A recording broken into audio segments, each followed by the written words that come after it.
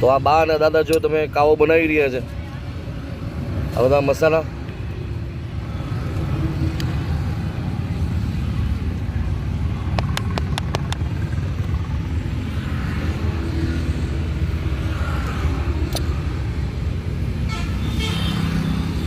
આ બધી વસ્તુ ઢાંકીને રાખે છે. અહીંયા કોઈ પણ વસ્તુ બગડવી ન જોઈએ, હાઇજીનનું પૂરું ધ્યાન રાખે છે બા.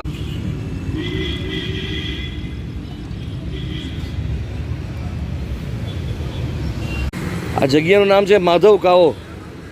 દોસ્તો તમે લોકો રેસકોર્સ પાસે આવો એટલે રેસકોર્સની બરોબર સામે આ એજીનો ગેટ છે અને અહીંયા આ કપલ જે છે એજેડ કપલ એ આ સરસ કાવો બનાવે છે.